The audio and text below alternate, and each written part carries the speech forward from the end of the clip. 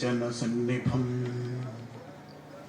ലംബോദരം വിശാലാക്ഷം വന്ദേഹം ഗണനായകം.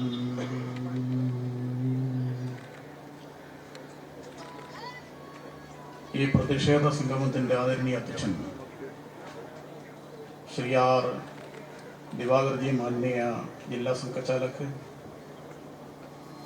ഇവിടെ ആമുഖ ഭാഷണം നടത്തിയ ഹിന്ദുഐക്യവേദിയുടെ ആദരണീയനായ സംസ്ഥാന ജനറൽ സെക്രട്ടറി ശ്രീ മണ്ണിപ്പാർ സുരേഷ്,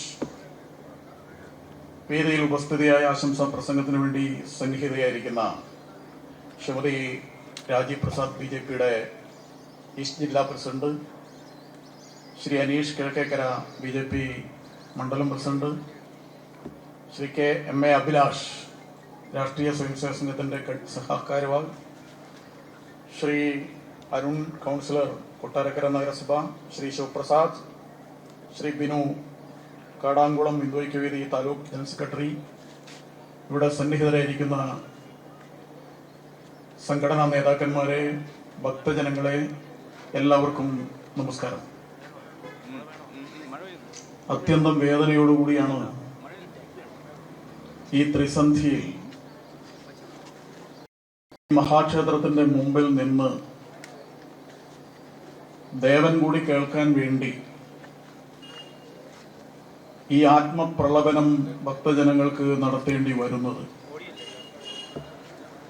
നമ്മുടെ നാട്ടിൽ ഹിന്ദുക്കൾക്ക്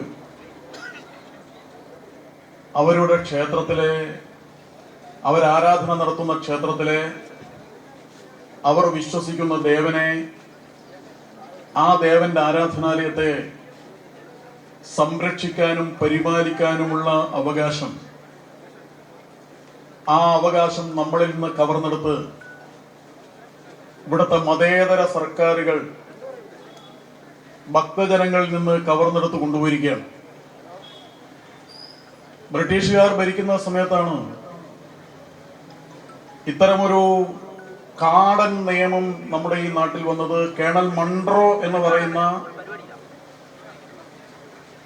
ബ്രിട്ടീഷ് ഉദ്യോഗസ്ഥനാണ് അന്ന് ഏറ്റവും കൂടുതൽ വരുമാനമുള്ള മഹാക്ഷേത്രങ്ങളെല്ലാം പിടിച്ചടക്കി അന്നത്തെ സർക്കാരിന്റെ ഭാഗമാക്കി മാറ്റിയത്.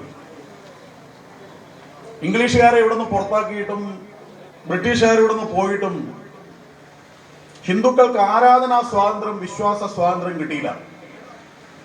അത് നിഷേധിക്കപ്പെടുന്ന ഒരു സമീപനം തുടരുകയാണ്.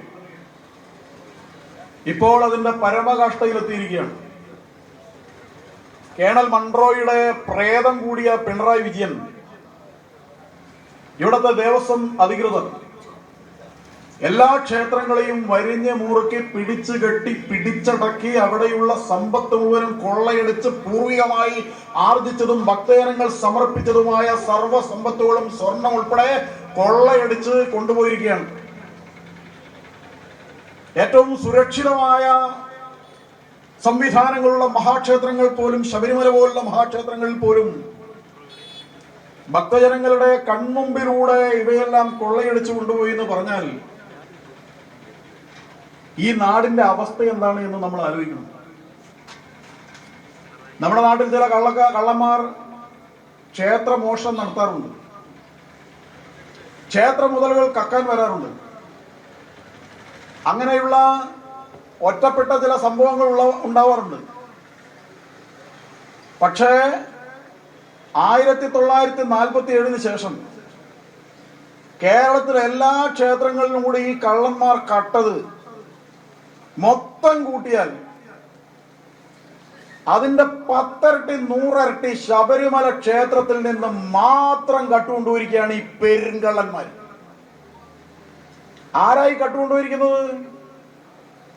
നിയമസഭ തെരഞ്ഞെടുത്ത, നിയമസഭയിലെ ഹിന്ദു MLA തെരഞ്ഞെടുത്ത, ഹിന്ദു മന്ത്രിമാർ തെരഞ്ഞെടുത്ത ദേവസ്വം ബോർഡ് അംഗങ്ങളും ദേവസ്വം ബോർഡിന്റെ പ്രസിഡന്റുമാരും എല്ലാം ചേർന്നാണ് ഈ കളവ് നടത്തിയിരിക്കുന്നത്. ദേവസ്വം മന്ത്രിയുടെ ഒത്താശയോടുകൂടിയാണ് ഇത് നടന്നിരിക്കുന്നത്. പാർട്ടിയുടെ, മാർക്സിസ്റ്റ് പാർട്ടിയുടെ പിന്തുണയോടുകൂടിയായി നടന്നിരിക്കുന്നത്. ആരായി ദേവസ്വം ബോർഡിന്റെ പ്രസിഡന്റുമാര്? മാർക്സിസ്റ്റ് പാർട്ടിയുടെ സംസ്ഥാന നേതാക്കന്മാരാണ് ദേവസ്വം ബോർഡിന്റെ പ്രസിഡന്റായിട്ട് വരുന്നത്. അങ്ങനെ വന്ന് ഈ കളവ് മുഴുവൻ നടത്തിയിരിക്കുകയാണ്. ശബരിമല പോലുള്ള ഒരു ക്ഷേത്രത്തിൽ നിന്ന്, കോടിക്കണക്കിന് ആളുകളുടെ വിശ്വാസ കേന്ദ്രമായ ഒരു ക്ഷേത്രത്തിൽ നിന്ന് ശ്രീകോവിലിന്റെ കട്ടിലയും അവിടെയുള്ള ദ്വാരപാലകന്മാരുടെ ശില്പവും സ്വർണ്ണപ്പാളിയും താഴികക്കുടവും ഇതെല്ലാം കട്ടുകൊണ്ടുപോകാന്ന് പറഞ്ഞാൽ, എന്നിട്ട് സ്വർണം പൂശിയെന്ന് വീണ്ടും പൂശുക, എന്നിട്ട് അഴിച്ചു കൊണ്ടുപോയി വീണ്ടും ചെമ്പാണെന്ന് പറയാ, സ്വർണമാണെന്ന് പറഞ്ഞ് കൊണ്ടുവരിക, വീണ്ടും അടിച്ചു കൊണ്ടുപോവുക, അടിച്ചു കൊണ്ടുപോവുക. എന്തൊക്കെയാണ് ഇവിടെ നടക്കുന്നത്, എന്തൊക്കെയാണ് ഇവിടെ നടന്നത്? അപ്പൊ ശബരിമല പോലുള്ള ഒരു ക്ഷേത്രത്തിൽ പോലും ഈ നിലയിലുള്ള കാര്യങ്ങളാണ് നടക്കുന്നതെന്ന് പറയുമ്പോ ഇവിടുത്തെ ഹിന്ദുക്കൾ എന്താ ചെയ്യേണ്ടത്? ഹിന്ദുവിനെ എന്ത് ചെയ്താലും പ്രശ്നമില്ല, എത്ര ആക്ഷേപിച്ചാലും പ്രശ്നമില്ല, ഹിന്ദു മിണ്ടില്ല, ഹിന്ദു പ്രതികരിക്കില്ല. ഇന്ന് രാവിലെ വെള്ളിമല സ്വാമി അവിടുന്ന് ഹിന്ദു ഐക്യവേദിയുടെ സെക്രട്ടറി ധർണ ഉദ്ഘാടനം ചെയ്തും പറഞ്ഞ പോലെ ഹിന്ദുക്കൾ ജന്തുക്കളാണ് എന്ന് ഉറപ്പുള്ളത് കൊണ്ടല്ലേ ഈ പാർട്ടിക്കാര്, ഈ നേതാക്കന്മാര് ഇവരിത് ചെയ്തുകൊണ്ടിരിക്കുന്നത്? ഇവിടെ ഗണപതി ക്ഷേത്രം, ഗണാനാം പതിയാണ് ഗണപതി, സേനാപതിയാണ് ഗണപതി. വിനായകൻ എന്ന് ഗണപതിക്ക് ഒരു പര്യായമുണ്ട്. വിശേഷണ നയിക്കുന്നവൻ എന്നാണ് ആ പദത്തിന്റെ അർത്ഥം, വിനായകൻ എന്നുള്ളത്. അങ്ങനെ വിനായക സങ്കല്പത്തിലുള്ള പ്രതിഷ്ഠയുള്ള ഈ ക്ഷേത്രത്തിൽ എന്താണ് വിനായകൻ?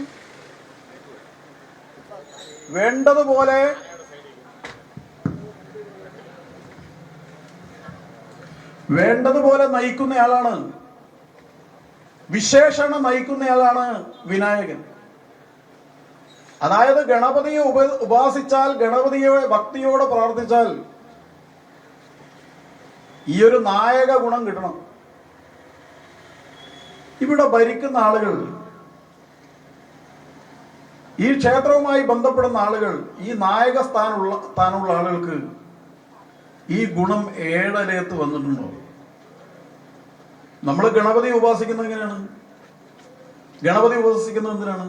ഗണപതിയുടെ രൂപം എന്ന് പറയുന്നത് നമ്മുടെ ഋഷീശ്വരന്മാർ പണ്ട് ദർശിച്ച ഒരു രൂപമുണ്ട്. ഈശ്വര ദർശനത്തിന്റെ, സാമീപ്യത്തിന്റെ, സായുജ്യത്തിന്റെ സാക്ഷാത്കാരം അനുഭവിച്ച നമ്മുടെ ഋഷീശ്വരന്മാർ അവരുടെ മനോമുഖരത്തിൽ കണ്ടത്, ആരാധനയിലൂടെ കണ്ടത്, തപസ്സിലൂടെ കണ്ടത്, അവര് ബീജമന്ത്രങ്ങളാക്കിയും ധ്യാന സ്തോത്രങ്ങളാക്കിയും കുറിച്ചു വെച്ചു. ആന ഇവനെ കണ്ടാൽ ഇവൻ ബാക്കി രാഷ്ട്രീയ എതിരാളികളോട് പെരുമാറുന്ന പോലെ ആനയോട് പെരുമാറുന്നത്, BJP-കാരനോട് പെരുമാറുന്ന പോലെ ആനയോട് പെരുമാറിയാൽ ആന അടങ്ങുമോ? എന്നിട്ട് ആനയെ അടിച്ച് അതിന്റെ കാലൊടിക്കുകയാണ്. ആന എന്ന് പറയുന്നത്, നമുക്ക് ഗണപതിയുടെ മുഖം എന്ന് പറയുന്നത് ആനയുടെ രൂപമാണ്. ആന ഒരു അത്ഭുത ജീവിയാണ്. ആനയുടെ തുമ്പിക്കൈ, ആനയുടെ ഏറ്റവും വലിയ അത്ഭുതം അതിന്റെ മൂക്കൊരു തുമ്പിക്കൈയായി മാറിയിരിക്കുകയാണ്. അതിന്റെ പല്ലുകൾ കൊമ്പായി മാറിയിരിക്കുകയാണ്. ആനയുടെ കാലുകളുണ്ട്, കാലുകളിൽ വിരലില്ല, പക്ഷെ നഖമുണ്ട്. ആനയുടെ നാവ്, ആ നാവ് ഉള്ളുന്ന് പുറത്തേക്കല്ല, പുറത്തുനിന്ന് ഉള്ളിലേക്കാണ്. ഒരു അത്ഭുതമാണ്. അതിന്റെ വായിൽ നമ്മളൊന്ന് ഉരുളിലേക്ക് വെച്ചിട്ട് ഒറ്റ തട്ട് കെട്ടും. അതങ്ങനെ തട്ടാൻ പറ്റുന്നത് അതിന്റെ നാവ് പുറത്തുനിന്ന് ഉള്ളിലേക്കായതുകൊണ്ടാണ്. ആനയുടെ തുമ്പിക്കൈയിലൂടെ മാത്രമേ അതിന്റെ വിയർപ്പുകൾ പുറത്തേക്ക് കളയാൻ പറ്റൂ. ബാക്കി ജീവികളെ പോലെ എല്ലായിടത്തുകൂടെയും വിയർപ്പ് പോവില്ല. ആനയുടെ വൃഷണം അതിന്റെ ശരീരത്തിന്റെ ഉള്ളിലാണ്. അങ്ങനെ ഒരുപാട് അത്ഭുതങ്ങളുണ്ട്. തുമ്പിക്കൈ എന്ന് പറയുന്നത് എന്താണ്? നമ്മൾ ഗണപതിയിൽ തുമ്പിക്കൈ കാണുമ്പോ ഇവിടത്തെ ഇതിന്റെ മുഖ്യ കാര്യസ്ഥന്മാരൊക്കെ ഉണ്ടോന്ന് കേൾക്കണം. എന്താണ് തുമ്പിക്കൈ എന്നുള്ളത്? തുമ്പിക്കൈ വലിയ മരങ്ങൾ വലിച്ചെടുക്കാൻ തുമ്പിക്കൈ കൊണ്ട് സാധിക്കും, വൻമരങ്ങൾ. പക്ഷെ അതോടൊപ്പം തന്നെ മൊട്ടു സൂചി പോലും ഭൂമിയിൽ നിന്ന് എടുക്കാൻ ഈ ആനയുടെ തുമ്പിക്കൈ കൊണ്ട് സാധിക്കും. അങ്ങനെ ചെറുതിലും ചെറുതും വലുതിലും വലുതും എടുക്കാൻ കഴിയുന്ന അത്ഭുത പ്രതിഭാസമാണ് ഈ തുമ്പിക്കൈ കൊണ്ട് നടക്കുന്നത്. തുമ്പിക്കൈ ആന ഇങ്ങനെ നടന്നു പോകുമ്പോ തുമ്പിക്കൈ കൊണ്ട് ഭൂമിയിൽ ഇങ്ങനെ അമർത്തി വെച്ചാ നടക്കുക. തന്റെ യാത്രയിൽ തടസ്സങ്ങൾ എന്തെങ്കിലും ഉണ്ടെങ്കിൽ ആ തടസ്സം അന്വേഷിച്ചുകൊണ്ട്, തടസ്സങ്ങൾ മാറ്റിക്കൊണ്ടാണ് ആന നടക്കുന്നത്. ഒരു സാധകൻ, ഒരു ഭക്തൻ തന്റെ ആത്മീയമായ യാത്രയിൽ, മോക്ഷത്തിലേക്കുള്ള യാത്രയിൽ തടസ്സങ്ങൾ എന്തെങ്കിലും ഉണ്ടെങ്കിൽ അതിനെ കൂടി ജാഗ്രതയോടുകൂടി വർദ്ധിച്ചുകൊണ്ട് മുന്നോട്ട് പോകണം എന്നാണ് തുമ്പിക്കൈ നമ്മളെ ഉണർത്തുന്നത്. തുമ്പിക്കൈ നമ്മളോട് പറയുന്നത്. ആനയ്ക്ക് ഗണപതിക്ക് 4 കൈകളുണ്ട്. 64 രൂപത്തിലുള്ള ആനയുടെ ദൃശ്യവിശേഷങ്ങളുണ്ട്. അതിൽ ഏറ്റവും പ്രധാനമായി നമ്മൾ ആരാധിക്കുന്ന ഗണപതിക്ക് 4 കൈയിൽ, അതിൽ ഒരു കൈയിൽ ഒരു കയറുണ്ട്. കയറ് പലപ്പോഴും ധൃതപാശാങ്കുശ പുഷ്പബാണജാവാം എന്ന് ലളിതാ സഹസ്രനാമത്തിലൊക്കെ നമ്മൾ ചൊല്ലും. ആ പാശം എന്ന് പറയുന്നത് ആശയാകുന്ന പാശമാണ് കയറ്. നമ്മളെ പലപ്പോഴും അങ്ങോട്ടും ഇങ്ങോട്ടും വലിക്കുന്ന, അങ്ങോട്ടും ഇങ്ങോട്ടും കൊണ്ടുപോകുന്ന, നമ്മുടെ ലക്ഷ്യത്തിൽ നിന്ന് മാറ്റുന്ന ആശയാണ് ഈ പാശം. അപ്പൊ 10 കിട്ടിയിൽ 100 മതി എന്നും, ശതമാകിൽ സഹസ്രം മതി എന്നും, 1000 പണം കയ്യിൽ ഉണ്ടാകുമ്പോൾ അയുധമാകിൽ ആശ്ചര്യം എന്നതും ഒക്കെ പറയുന്ന ആ ആശ നമ്മളെ കുടുക്കിയിടും. അപ്പൊ ആശയ ആ ഒരു പശുവിനെ കയറുകൊണ്ട് കെട്ടിയിടും, അല്ലെങ്കിൽ എവിടെയെങ്കിലും പോകും. അതുപോലെ നമ്മുടെ ആശയെ, നമ്മുടെ അത്യാഗ്രഹങ്ങളെ നമ്മൾ കെട്ടിയിടണം എന്നാണ് ഈ കയറ് പറയുന്നത്. നമ്മൾ ലക്ഷ്യം നേടണമെങ്കിൽ ആശയെ നിയന്ത്രിക്കണം, ആഗ്രഹങ്ങളെ നിയന്ത്രിക്കണം എന്നാണ്. മോഹം എന്നതിന്റെ മോഹക്ഷയമാണ് മോക്ഷം. മോക്ഷത്തിലേക്ക് എത്തണമെങ്കിൽ ഈ ആഗ്രഹങ്ങളെ ഇല്ലാതാക്കണം എന്നാണ് ഗണപതി നമ്മളോട് പറയുന്നത്. മറ്റേ കയ്യിൽ ഒരു അങ്കുശമുണ്ട്. അങ്കുശം തോട്ടിയാണ്. പ്രബലമായി നമ്മുടെ ഉള്ളിൽ വരുന്ന വികാരങ്ങളെ, പലതരത്തിലുള്ള വികാരങ്ങളെ നമ്മളെ പലയിടത്തേക്കും മതിച്ച ആനയെ പോലെ കൊണ്ടുപോകുമ്പോ അതിനെ ബലപൂർവ്വം പിടിച്ചു നിർത്തുന്നതാണ് തോട്ടി. നമുക്ക് നമ്മുടെ ആഗ്രഹങ്ങളെ ബലപൂർവ്വം നിയന്ത്രിക്കുന്ന, തോട്ടിയെ പോലെ നിയന്ത്രിക്കുന്ന കാരിരുമ്പുള്ള ശക്തിയുള്ള ഒരു മനസ്സുണ്ടാകണമെന്നാണ് തോട്ടി കയ്യിൽ പിടിച്ചതിന്റെ അർത്ഥം. വേറൊരു കയ്യിൽ ഒരു മഴുണ്ട്, പരശു. ആ മഴു നമ്മുടെ ലക്ഷ്യത്തിലേക്കുള്ള യാത്രയിൽ തടസ്സങ്ങളുണ്ടെങ്കിൽ മുറിച്ചു മാറ്റേണ്ടതാണെങ്കിൽ മുറിച്ചു മാറ്റണം എന്ന് തന്നെയാണ് ആ മഴു പറയുന്നത്. ഹിന്ദു ഐക്യത്തിന്റെ, ഹിന്ദുവിന്റെ ആരാധനാ സ്വാതന്ത്ര്യത്തിന്റെ, മുന്നേറ്റത്തിന്റെ വഴിയിൽ എതിരാളികൾ തെറ്റായ മാർഗങ്ങൾ ഉപയോഗിച്ച് നിലയുറപ്പിച്ചിട്ടുണ്ടെങ്കിൽ അറത്ത് മാറ്റിയിട്ട് മുന്നോട്ട് പോകണം എന്നാണ് ഗണപതി തന്റെ കയ്യിലുള്ള ഒരു മഴു വെച്ചുകൊണ്ട് ഭക്തന്മാരോട് പറയുന്നത്. പിന്തിരിഞ്ഞു പോകാൻ പാടില്ല, ലക്ഷ്യത്തിലേക്ക് മുന്നോട്ടേക്ക് തന്നെ പോകണം എന്നാണ് പറയുന്നതിന്റെ അർത്ഥം. മറ്റേ കയ്യിൽ ഒരു മോദകമുണ്ട്, മധുരമാണ്. മധുരം ആനന്ദ തുന്തുലിതത്വം നൽകുന്ന ഒരു ലഡു എന്ന് പറയാം, ഒരു മധുരമാണ്. അതായത് ഒരു സാധകൻ, ആ സാധകൻ ലക്ഷ്യത്തിലേക്ക് പോകുമ്പോ, തടസ്സങ്ങളൊക്കെ മാറ്റിയിട്ട് പോകുമ്പോ വരാവുന്ന ആഗ്രഹങ്ങൾ, ബലപൂർവമുള്ള വികാരങ്ങൾ, അതിനൊക്കെ അടക്കി നിർത്തി മുന്നോട്ട് പോയി കഴിഞ്ഞാൽ ആ സാധകന് യഥാർത്ഥ ഈശ്വരത്വത്തിലേക്ക്, ബ്രഹ്മത്വത്തിലേക്ക് എത്താൻ സാധിച്ചാൽ സച്ചിദാനന്ദം എന്ന് പറയുന്ന, ആത്മാനന്ദം എന്ന് പറയുന്ന, മോദകം എന്ന് പറയുന്ന ഏറ്റവും ഉജ്ജ്വലമായ ആ ആനന്ദാനുഭൂതി ഉണ്ടാകും എന്ന് നമ്മളെ പറയുന്ന പ്രതീകാത്മകമായ ഒരു രൂപമാണ് ഗണപതിയുടേത്. അങ്ങനെയുള്ള ഗണപതി ഭഗവാനെ, ബാക്കി ഒരുപാട് കാര്യങ്ങളുണ്ട്, ഞാൻ അതിന്റെ വിശദാംശങ്ങളിലേക്ക് പോകുന്നില്ല. ആ ഗണപതി ഭഗവാനെ, ഗണപതി ഭഗവാന് 2 ഭാര്യമാരുണ്ടെന്ന് പറയും. അതിന്റെ ഒന്ന് പേര് സിദ്ധി എന്നാണ്, മറ്റൊന്ന് ബുദ്ധി എന്നാണ് എന്നൊക്കെ പറയും. അപ്പൊ ഗണപതി ഭഗവാനെ പ്രാർത്ഥിച്ചു കഴിഞ്ഞാൽ സിദ്ധി ഉണ്ടാകും, ബുദ്ധി ഉണ്ടാകും എന്നൊക്കെ പറഞ്ഞാൽ നമുക്ക് വേണ്ടതെല്ലാം കിട്ടും. നമുക്ക് ബുദ്ധി ഉണ്ടാകും, മേധാശക്തി വളരും, നമുക്ക് സാധനാബലം കൊണ്ട് സിദ്ധി ഉണ്ടാകും, പലതും ചെയ്യാനുള്ള കഴിവ് നമുക്കുണ്ടാവും, നമ്മുടെ അത്ഭുതകരമായ കർമ്മശേഷി വർദ്ധിക്കും എന്നൊക്കെയാണ് അതിന്റെ അർത്ഥം. അങ്ങനെ നമ്മൾ ഗണപതി ഭഗവാനെ പ്രാർത്ഥിക്കുമ്പോ നമുക്ക് ഇതെല്ലാം നൽകാൻ വേണ്ടിയിട്ടാണ് ഭഗവാൻ ഇവിടെ അഭയവും വരദവുമായി ഇവിടെ വാണരുളുന്നത്. അങ്ങനെയുള്ള ക്ഷേത്രങ്ങളിൽ ഒരു ഭക്തൻ ചെല്ലുമ്പോൾ ആ ഗണപതി ഭഗവാൻ ഇവിടെ വേണ്ടുന്നതെല്ലാം, ഗണപതി ഭഗവാൻ ഈ നാട്ടിനെ ഉണർത്താൻ വേണ്ടി, ഉയർത്താൻ വേണ്ടിയിട്ടുള്ളതെല്ലാം ഭക്തജനങ്ങൾ ഇവിടെ സമർപ്പിച്ചിട്ടുണ്ട്. ഈ ഗണപതി ഭഗവാന്റെ പേരിൽ എത്ര കോടി രൂപ ഭക്തന്മാർ നിക്ഷേപിച്ചതുണ്ട് എന്നാണ് നിങ്ങളുടെ ഒരു അഭിപ്രായം? നിക്ഷേപമൊക്കെ ആയിട്ട് എത്ര ഉണ്ടാവും? വല്ല ധാരണയുണ്ടോ? ഉണ്ടോ? ഇവിടെ തൊഴാൻ പോകുന്ന ഭക്തന്മാരൊന്ന് കൈയുയർത്താമോ? ക്ഷേത്രത്തിൽ പോകാറുണ്ട്, ഗണപതി ഭഗവാന്റെ ക്ഷേത്രത്തിൽ പോകാറുണ്ട്, തൊഴാറുണ്ട്, ഉണ്ട്. നിങ്ങൾക്കറിയാമോ എത്ര രൂപ ഭഗവാന്റെ പേരിൽ ഇവിടെ ഉണ്ടെന്ന് അറിയാമോ? എത്ര സ്വത്തുണ്ടെന്ന് അറിയാമോ? എത്ര സ്വർണ്ണം ഉണ്ടെന്ന് അറിയാമോ? എത്ര സമ്പത്തുണ്ടെന്ന് അറിയാമോ? ഇവിടെ അതൊന്നും ഭക്തന്മാർക്ക് അറിയാൻ പാടില്ല, അറിയാൻ അവകാശമില്ല. എന്തായാലും ഒരു കാര്യം വളരെ വ്യക്തമാണ്, ഭഗവാന്റെ പേരിൽ ഇവിടെ നിക്ഷേപിച്ച സമ്പത്ത് ഈ നാട്ടിലും പരിസര പ്രദേശങ്ങളിലുമുള്ള ഹിന്ദു സമൂഹത്തിൽ ഭക്തന്മാർക്ക് അവരുടെ എല്ലാ പ്രശ്നങ്ങളും പരിഹരിക്കാനുള്ള സമ്പത്ത് ഇവിടെ ഉണ്ട്. നിങ്ങൾക്കൊരു മെഡിക്കൽ കോളേജ് കൊടുക്കണോ? സമ്പത്ത് ഇവിടെ ഉണ്ട്. എഞ്ചിനീയറിംഗ് കോളേജ് കൊടുക്കണോ? ഇവിടെ സമ്പത്തുണ്ട്. നിങ്ങൾക്ക് ഏതെങ്കിലും ഇതുപോലുള്ള ഉന്നത വിദ്യാഭ്യാസ കേന്ദ്രങ്ങൾ ആരംഭിക്കണോ? അതിനുള്ള സമ്പത്ത് ഇവിടെ ഉണ്ട്. ഇവിടെ ഒരു വ്യവസായശാല ആരംഭിക്കണോ? അതിനുള്ള സമ്പത്തുണ്ട്. നിങ്ങളുടെ നാട്ടിലെ പഠിച്ച കുട്ടികൾക്ക് ജോലി ഇല്ലാത്തതുകൊണ്ട് വിദേശത്തൊക്കെ പോവുകയാണ്. നിങ്ങൾക്ക് ഇവിടെ തന്നെ ജോലി ഉണ്ടാക്കാൻ വേണ്ടി ഒരു ഫാക്ടറി ഇവിടെ ആരംഭിക്കണോ? അതിന് 100 കോടി രൂപ വേണോ? ആ സമ്പത്ത് ഇവിടെ ഉണ്ട്. ഭഗവാന്റെ പേരിൽ ഇവിടെ ഉണ്ട്. ഉണ്ടെന്ന് പറയുന്നു, ഉണ്ടാവേണ്ടതാണ്. ഉണ്ടോ അറിയില്ല. ഇവിടെ ബാങ്കിൽ നിക്ഷേപിച്ചു എന്ന് പറയും, ആ ബാങ്കിൽ ഉണ്ടോ?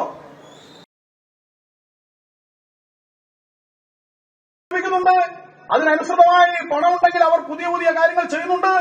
അവരുടെ സമുദായത്തിന്റെ വികസനത്തിന് വേണ്ടി, അംഗങ്ങളുടെ വിശ്വാസികളുടെ വികസനത്തിന് വേണ്ടി, അവരുടെ ഭൗതികമായ താല്പര്യങ്ങൾ സംരക്ഷിക്കുന്നതിന് വേണ്ടി, അവരുടെ വിദ്യാഭ്യാസ സംരക്ഷണത്തിന് വേണ്ടിയുള്ള കാര്യങ്ങൾ ചെയ്യുന്നതിന് വേണ്ടി, ആരോഗ്യ സംരക്ഷണത്തിന് വേണ്ടിയുള്ള സ്ഥാപനങ്ങൾ ആരംഭിക്കുന്നതിന് വേണ്ടി, തൊഴിൽപരമായ സംരംഭങ്ങൾ തുടങ്ങുന്നതിന് വേണ്ടി, അവര് പുതിയ പുതിയ സംരംഭങ്ങൾ തുടങ്ങാൻ ഈ പണം ഉപയോഗിക്കാനുള്ള അവകാശം, സ്വാതന്ത്ര്യത്തിന് ശേഷം അവർക്ക് മതപരമായ സ്വാതന്ത്ര്യം അവർക്ക് കിട്ടിയിട്ടുണ്ട്. മുസ്ലിമിനുണ്ട്, ക്രിസ്ത്യാനിക്കുണ്ട്, ഹിന്ദുവിനുണ്ടോ? നമ്മുടെ പണം, നമ്മൾ നിക്ഷേപിച്ച പണം, നമ്മുടെ ദേവന്റെ പണം, ആ പണം ആരുടെ കയ്യിലാ, എവിടെയാ, എത്രയാ, എങ്ങനെയാ, എന്തിനാ അറിയാമോ? അറിയില്ല. അങ്ങനെയുള്ള പണമാണ് ഈ കടത്തിക്കൊണ്ടുപോകുന്നത്. അങ്ങനെയുള്ള പണമാണ് ഈ നിലയിൽ ചെയ്യുന്നത്. നമ്മൾ കേട്ടിട്ടുണ്ട്, തിരുവനന്തപുരം പത്മനാഭസ്വാമി ക്ഷേത്രത്തിൽ നിലവറകളിൽ സ്വർണ്ണ കൂമ്പാരമുണ്ട്. സുപ്രീം കോടതി നിയോഗിച്ച ഒരു കമ്മീഷൻ, ആ കമ്മീഷൻ സ്വർണത്തിന്റെ കണക്കെടുത്തെടുത്തെടുത്ത് മാസങ്ങളോളം കണക്കെടുത്തിട്ടും സ്വർണവും വൈഡൂര്യവും നവരത്നങ്ങളും അവയെല്ലാം കൂട്ടിവെച്ച് മാലകളും ഇതൊക്കെ ആയിട്ട് വെച്ച ആ സമ്പത്തിന്റെ കണക്കെടുത്തിട്ട് മാസങ്ങൾ എടുത്തിട്ടും തീർന്നില്ല. അപ്പോ നമ്മുടെ ഈ സമ്പത്തൊക്കെ അവിടെ ഉണ്ടെന്ന് അറിഞ്ഞിട്ട് പുറത്തു വന്നപ്പോ നമ്മളെ ഈ പിണറായി സർക്കാരിൽ ഒരു മന്ത്രി പറഞ്ഞു, നമുക്ക് ആ സ്വത്ത് മുഴുവനും ഒരു മ്യൂസിയം ഉണ്ടാക്കിയിട്ട് അവിടെ ഇങ്ങനെ പ്രദർശിപ്പിക്കണം. അവിടുത്തെ ഹിന്ദുക്കൾ അതിശക്തമായ ഒരു പ്രതിഷേധം അങ്ങ് പത്മനാഭന്റെ മുമ്പിൽ അങ്ങനെ ആരംഭിച്ചപ്പോ തന്നെ അത് എത്ര അപകടത്തിലേക്ക് നീങ്ങുമെന്ന് മനസ്സിലാക്കിയിട്ട് തൽക്കാലം അവിടെ നിർത്തി സുപ്രീം കോടതി ഇടപെട്ടു. തൽക്കാലം അത് ഉണ്ടാകുന്നു പറഞ്ഞു. എന്തായാലും വിചാരിച്ചത് ഇതൊക്കെ ആ നിലവറയെന്നെടുത്ത് മെല്ലെ മ്യൂസിയത്തിൽ കൊണ്ടുപോയിച്ചത് ഈ ശബരിമലയിലൊക്കെ ഉള്ളതുപോലെ കട്ടുകൊണ്ടുപോകുന്ന പോലെ എളുപ്പത്തിൽ കട്ടുകൊണ്ടുപോകാന്നാ വിചാരിച്ചത്. അങ്ങനെ മ്യൂസിയത്തിൽ വെച്ചാൽ അവിടെ ഇപ്പോൾ എന്തൊക്കെയാണ് ബാക്കിയുണ്ടാവുക? സ്വർണത്തിന് പകരം, വൈഡൂര്യത്തിന് പകരം, മരതകത്തിന് പകരം, ഇന്ദ്രനീലത്തിന് പകരം, ഈ നവരത്നങ്ങൾക്ക് പകരം അവിടെ എന്തൊക്കെയാ തൂങ്ങിയാണെന്ന് ഉണ്ടാവുക? റോഡ് കോടൊക്കെ കൊണ്ടുവച്ചിട്ട് ഈ സാധനമൊക്കെ അടിച്ചു മാറ്റാന്നായിരുന്നു പദ്ധതി. അത് നടന്നില്ല. അതുകൊണ്ട് അവിടെ ചുരുങ്ങിയത് ഒരു 2-3 ലക്ഷം കോടിയുടെ സ്വത്ത് നമ്മുടെ പൂർവികന്മാർ സമ്പാദിച്ചത്, സമർപ്പിച്ചത് അവിടെ ഉണ്ടെന്നാ പറയുന്നു. പക്ഷെ അതിന്റെ കൈക്കാരായിരുന്ന, അതിന്റെ കൈകാര്യകർത്താവായിരുന്ന പത്മനാഭദാസന്മാരെന്ന് പറയുന്ന തിരുവിതാംകൂർ രാജകൊട്ടാരത്തിലെ അംഗങ്ങൾ അവിടെ പത്മനാഭസ്വാമി ക്ഷേത്രത്തിൽ ദർശനത്തിന് വന്നാൽ തിരിച്ചു പോകുമ്പോൾ അവർ അവസാനം അനുഷ്ഠിക്കുന്ന ഒരു ചടങ്ങുണ്ട്. ഈ അമ്പല കള്ളന്മാരൊക്കെ ഒന്ന് ആ ക്ഷേത്രത്തിലൊക്കെ പോയിട്ട് ഒന്ന് നോക്കണം എന്താ ചടങ്ങ്. എന്താണെന്നറിയോ? ഇപ്പോഴത്തെ അവിടുത്തെ രാജാവായിട്ടുള്ള ആദിത്യവർമ്മ അവിടെ വന്നാൽ ക്ഷേത്രത്തിൽ തൊഴുതിട്ട് പോകുമ്പോൾ അവസാനം അനുഷ്ഠിക്കുന്ന ഒരു ചടങ്ങുണ്ട്. ക്ഷേത്രത്തിന്റെ മുറ്റത്ത് നിറങ്ങിയിട്ട് അവസാനത്തെ സ്റ്റെപ്പ് വെക്കുന്നതിന് മുമ്പായിട്ട് അവരവിടെ നിന്നിട്ട് 2 കാലും തമ്മിൽ ഇങ്ങനെ ഒരസും. ഒരു 3-4 മിനിറ്റ് ഉള്ളം കാലിങ്ങനെ ഒരസിയിട്ട് അവരുടെ കാലിൽ പറ്റിയിട്ടുള്ള പൊടിമണ്ണ് അവിടെ ഇട്ടിട്ടേ അവര് വണ്ടിയിൽ കയറും. ക്ഷേത്ര മുറ്റത്തെ പൊടിമണ്ണ് കാലിൽ തട്ടിയിട്ടുണ്ടെങ്കിൽ അതുപോലും അവിടെ കാലിൽ ഉറച്ചിട്ട് ആ പൊടിമണ്ണ് അവിടെ ഇട്ടിട്ട് മാത്രമേ അവരെ തിരിച്ചു പോകൂ എന്നുള്ള അവരുടെ പരമ്പരാഗതമായിട്ടുള്ള ആ വിശ്വാസവും വ്രതവും ദൃഢമായ അവരുടെ തീരുമാനവുമാണ് ആ നിലവറകളിൽ സ്വർണം കുന്നുകൂടിയിട്ട് അത് ഭഗവാന്റെ സ്വത്താണ്, അത് തൊടാൻ പാടില്ല. വിശ്വാസികളെ അവർക്കറിയാം, അത് തൊട്ടാൽ സന്തതി പരമ്പരകളെ ബാധിക്കും എന്നാണ്. അവനവന് മാത്രമല്ല, ഇതൊക്കെ കിട്ടുമെന്ന കാര്യത്തിൽ സംശയമൊന്നുമില്ല. വലിയ അപകടത്തിലേക്ക് പോകും. ഈ മോഷ്ടിച്ച ആളുകളുടെയൊക്കെ സ്ഥിതി എന്തായിരിക്കും എന്നുള്ളത് ഞാനിപ്പോ ഒന്നും പറയുന്നില്ല. പക്ഷെ അനുഭവങ്ങൾ നമ്മുടെ എല്ലാവരുടെയും മുമ്പിലുണ്ട്. അതവർക്കറിയാം. ഭഗവാന് വേണ്ടി സമർപ്പിച്ചത് മോഷ്ടിച്ചു കൊണ്ടുപോയാൽ എന്താണ് സംഭവിക്കാന്ന്. അങ്ങനെയാണ് ഈ സ്വത്തൊക്കെ സംരക്ഷിച്ചു വെച്ചിരിക്കുന്നത്. പക്ഷേ ഇവിടെ എന്താ ചെയ്യുന്നത്? ഇവിടെ അങ്ങനെ ഉണ്ടായിട്ടുള്ള സമ്പത്ത് മുഴുവനും കൊള്ളയടിച്ചു കൊണ്ടുപോവുകയാണ്. ശബരിമലയിൽ നടന്നത് ഇപ്പോ ചില ആളുകൾ പറയുന്നുണ്ട്, മന്ത്രിയൊക്കെ പറയാണ്, ശബരിമലയിൽ നിന്ന് കൊണ്ടുപോയ ഒരു തരി പൊന്നു പോലും തിരിച്ചു കൊണ്ടുവരാതിരിക്കില്ല. അവിടെ സ്വർണം മോഷ്ടിച്ചവരെ എല്ലാവരെയും അഴിക്കകത്താക്കും. ലോകത്തെവിടെയെങ്കിലും പോട്ടെ, നമ്മുടെ ഭാരതത്തിൽ എവിടെയെങ്കിലും, കേരള ചരിത്രത്തിൽ എവിടെയെങ്കിലും നമ്മൾ ഇത് കേട്ടിട്ടുണ്ടോ? നിയമസഭയിൽ ഞാൻ ഹിന്ദുവാണ്, ഞാൻ വിശ്വാസിയാണ്, ഞാൻ ക്ഷേത്രവിശ്വാസിയാണ്, ഞാൻ ഭഗവാനെ സംരക്ഷിക്കും, ഞാൻ അവിടുത്തെ ക്ഷേത്രത്തിലെ കസ്റ്റംസിനെയും അതുപോലെ തന്നെ റിച്വൽസിനെയും എല്ലാം, അവിടുത്തെ ആരാധനയെയും അവിടുത്തെ പൈതൃകത്തെയും അവിടുത്തെ മൂല്യങ്ങളെയും വിശ്വാസ പ്രമാണങ്ങളെയും എല്ലാം സംരക്ഷിക്കുമെന്ന് ദൈവത്തിന്റെ പേരിൽ സത്യപ്രതിജ്ഞ ചെയ്തിട്ടാണ് ഇവർ ദേവസ്വം ബോർഡ് അംഗവും ദേവസ്വം ബോർഡ് പ്രസിഡന്റും ആകുന്നത്. എന്നിട്ട് ഇവർ ചെയ്തു കൂട്ടിയ കാര്യം എന്താണ്?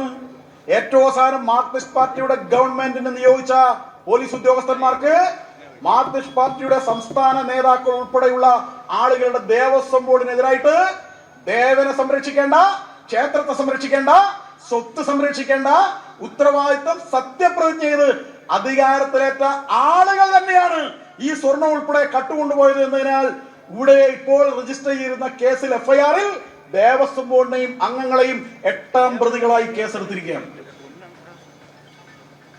ആരെയാ കോഴിയെ പോറ്റാൻ ഏൽപ്പിച്ചത്? കുറുക്കനെയാണ്. കോഴിയെ പോറ്റാൻ ഏൽപ്പിച്ചത് കുറുക്കനെയാണ് എന്നിപ്പോ ആളുകൾക്ക് ബോധ്യപ്പെട്ടിരിക്കുകയാണ്. ഇത് സംരക്ഷിക്കാൻ ഏൽപ്പിച്ച ആളുകൾ തന്നെയാണ് ഇതൊക്കെ കൊണ്ടുപോയിരിക്കുന്നത്. നമ്മുടെ ദക്ഷിണേന്ത്യയിലെ ഏറ്റവും പ്രധാനപ്പെട്ട കവർച്ച സംഘം എന്ന ഖ്യാതിയോ കുപ്രസിദ്ധിയോ ഉള്ളത് തമിഴ്നാട്ടിലെ തിരുട്ട് സംഘം എന്ന് പറയുന്ന ഒരു വിഭാഗമുണ്ട്.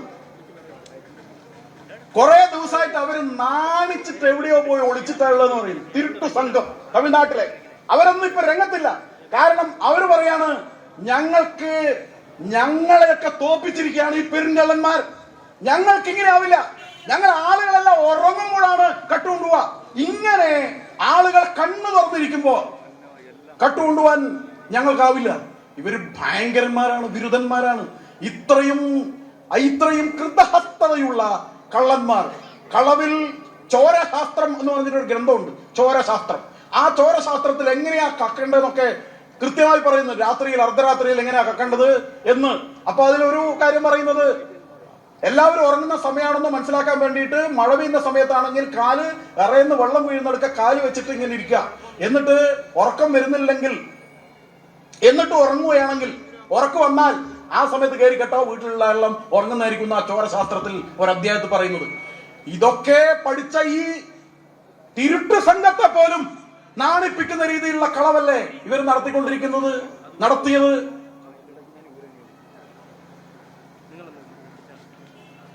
എത്ര കിലോ? 5 കിലോ ഒന്ന് ഇറക്കിയിട്ട് തിരിച്ചു കയറ്റി വരുമ്പോഴത്തേക്ക് 5 കിലോ വേണം. 5 കിലോ സ്വർണ്ണം, അല്ലാണ്ട് കുരുമുളകൊന്നല്ല, സ്വർണ്ണാണ്. 5 കിലോ സ്വർണ്ണാണ്. ഇപ്പൊ ഏത് നിലയിലാണ് സ്വർണത്തിന്റെ വില കയറുന്നത്? റോക്കറ്റ് പോലെയാണ് വില കയറുന്നത്. ആ സ്വർണമാണ് ഇങ്ങനെ കട്ട് 5 കിലോ 10 കിലോ 20 കിലോ ഒരു 30 കിലോ വരെ ആളെ കൊണ്ടുകൊടുത്തു.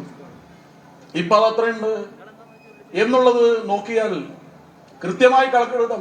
ഇപ്പൊ അവിടെ പറയാൻ പാടില്ല, പക്ഷേ പറഞ്ഞല്ലേ പറ്റൂ. അവിടെ 100 കണക്കിന് കിലോ പഞ്ചലോഹം ഉപയോഗിച്ചുകൊണ്ട്, സ്വർണം ഉൾപ്പെടെ ഉപയോഗിച്ചുകൊണ്ടാണ് ആ 18ാം പടി നമ്മൾ വിളിക്കുന്നുണ്ട്. പൊന്നു 18ാം പടിയേ ശരണമയ്യപ്പ നമ്മൾ വിളിക്കുന്നില്ലേ?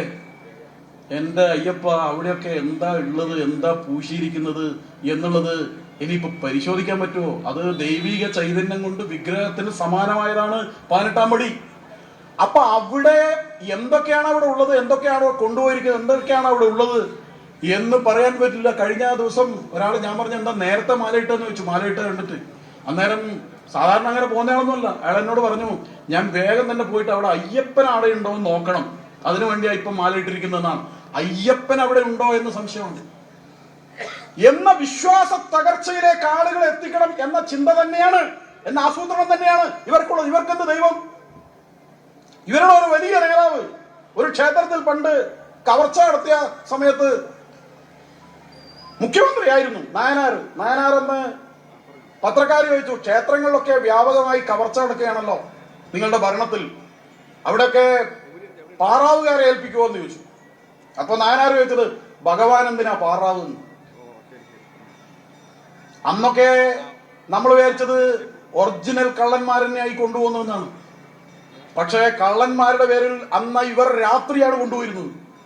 ഇപ്പൊ പിന്നെ ഒരു പേടിയുമില്ലാത്തതുകൊണ്ട് പകൽ തന്നെ വന്ന് കക്കുകയാണ് എന്നുള്ളതാണ് സ്ഥിതി. നമ്മൾ പണ്ട് ഒരു സിനിമ കണ്ടിട്ടുണ്ട്, അദ്വൈതം എന്ന് പറഞ്ഞൊരു സിനിമ, പ്രിയദർശൻ സാറിന്റെയും ടി രാമോഹൻ സാറിന്റെയും ഒരു സിനിമ. ആ സിനിമയിൽ ഈ ദേവസ്വം ബോർഡും കള്ളത്തരവും ഒക്കെയാണല്ലോ അതിലുള്ളത്. അപ്പൊ അതിൽ പാർട്ടി സെക്രട്ടറി, ഇടതുപക്ഷ പാർട്ടിയുടെ സെക്രട്ടറി ദേവസ്വം ബോർഡ് പ്രസിഡന്റിനോട് പറയുന്ന ഒരു ഡയലോഗ് നമ്മളെല്ലാം കേട്ടിട്ടുണ്ടാവും. ഈ സമ്പത്ത് മുഴുവൻ ദൈവത്തിന്റെയാണ്, അതുകൊണ്ട് ദൈവത്തിനായിട്ട് സ്വത്ത് ആവശ്യമില്ല, പണം ആവശ്യമില്ല.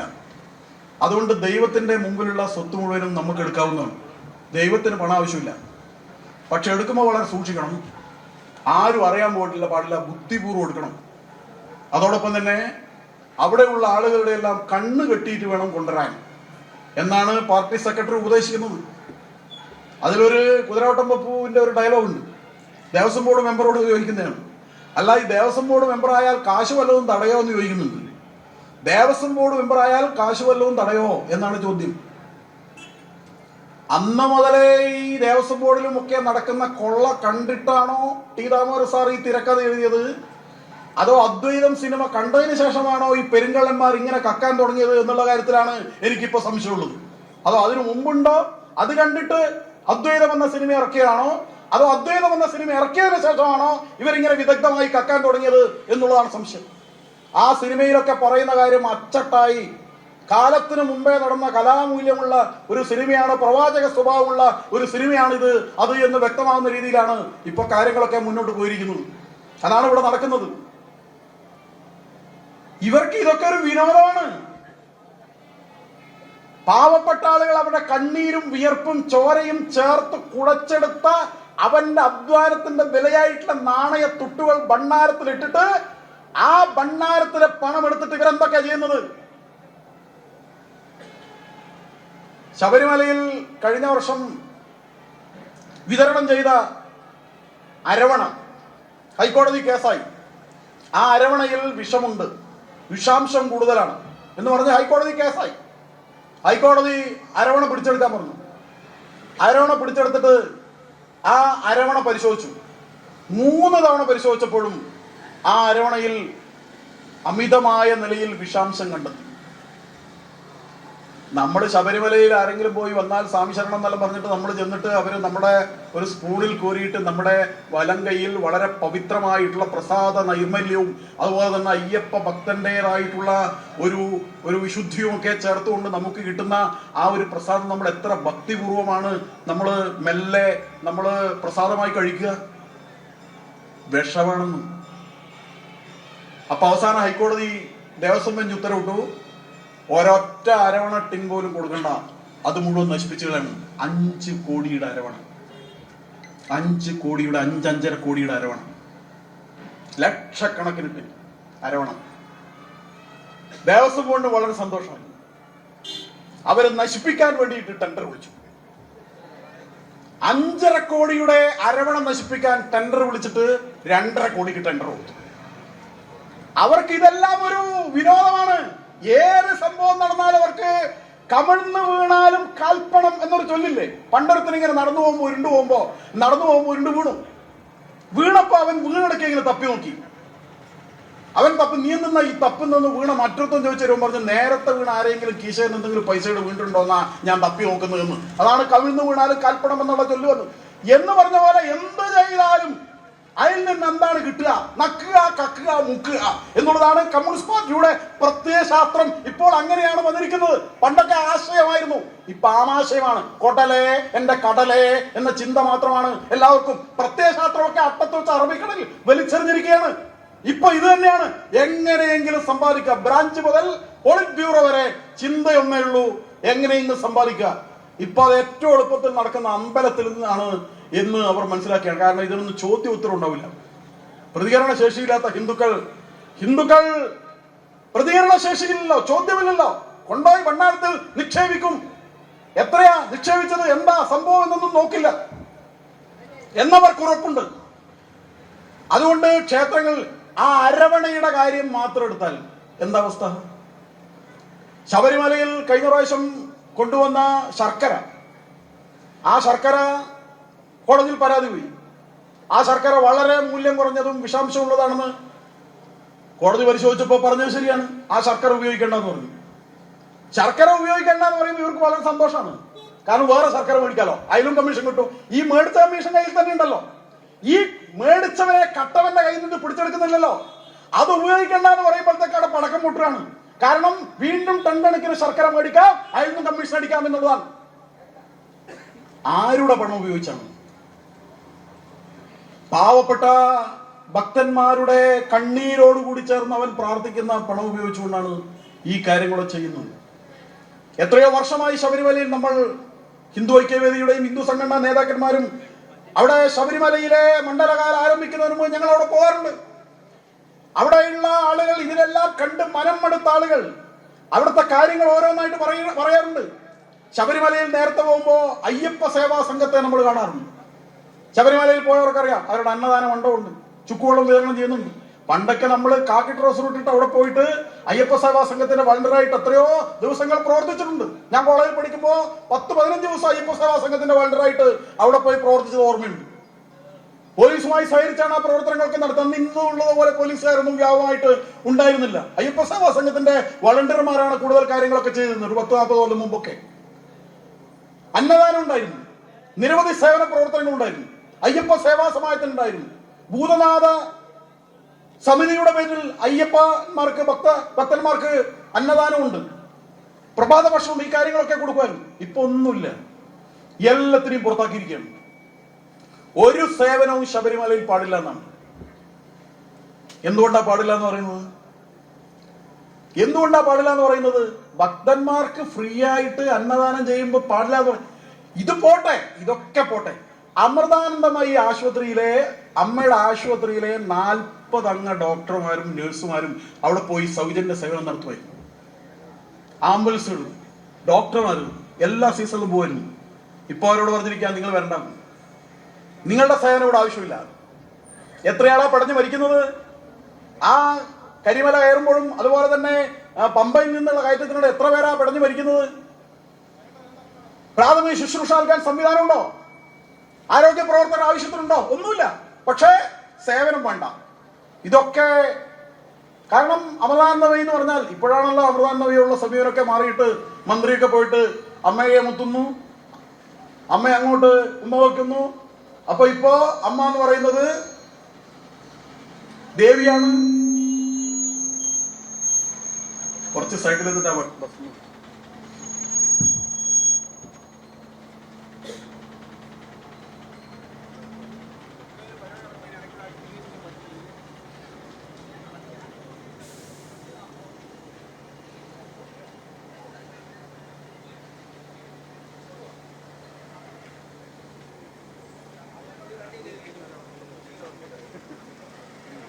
അങ്ങനെ എല്ലാ തരത്തിലുള്ള സേവന പ്രവർത്തനങ്ങളെയും സന്നിധാനത്തിൽ നിന്ന് ഒഴിവാക്കി.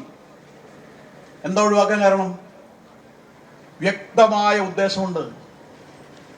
കാരണം ഇത്തരം പ്രവർത്തനങ്ങൾ നടത്തുന്ന നിസ്വാർത്ഥമതികളായ ആളുകൾ അവിടെ നടക്കുന്ന ഈ കൊള്ളയൊക്കെ അറിഞ്ഞ് പുറത്തറിയിക്കും. അതറിയാതിരിക്കാൻ വേണ്ടിയാണ് ഈ സേവന പ്രവർത്തകന്മാരുടെയും സന്നദ്ധ പ്രവർത്തകന്മാരുടെയും എല്ലാം സാന്നിധ്യം ഈ ക്ഷേത്രങ്ങളിൽ നിന്ന് ഒഴിവാക്കിയത്. ഒരുപാട് നിയമങ്ങൾ വരുന്നുണ്ട്. ഇപ്പൊ ദേവസ്വം ബോർഡ് ക്ഷേത്രങ്ങളിൽ RSSന്റെ ശാഖ നടത്താൻ പാടില്ല, RSSകാർ വരാൻ പാടില്ല അമ്പലത്തിൽ. എന്താ RSS വന്നാല് വന്നാലെന്താ? RSS ഇത്തരം കാര്യങ്ങളൊന്നും ഉണ്ടോ ചോദ്യം ചെയ്യും. കള്ളത്തരം പറ്റൂല, അത് ശരിയല്ലാന്ന് പറയും, സത്യസന്ധമായ നിലപാടെടുക്കണമെന്ന് പറയും.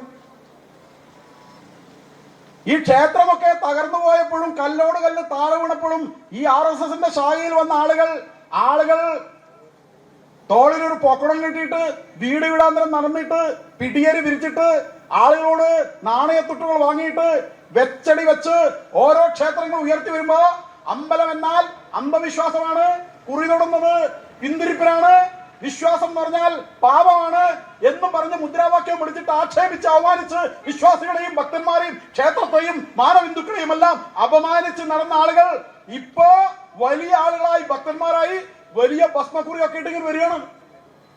അവരാണിപ്പോ ഉപദേശ സമിതിയുടെ ആളുകൾ, അവരാണിപ്പോ എക്സിക്യൂട്ടീവ് ഓഫീസർമാർ, അവരാണിപ്പോ അമ്പലം നടത്തുന്ന ആളുകൾ, അവരാണ് വാച്ചർമാര്.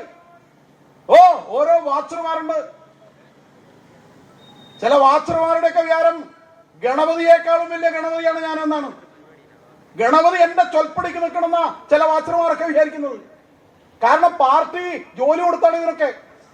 എല്ലാ ക്ഷേത്രങ്ങളിലും ഇതുപോലുള്ള പാർട്ടി നേതാക്കന്മാർ അവര് കത്ത് കൊടുത്തിട്ടാണ് ഇത്തരം ജോലികളൊക്കെ പാർട്ടിക്കാർക്കാണ് കൊടുക്കുന്നത്.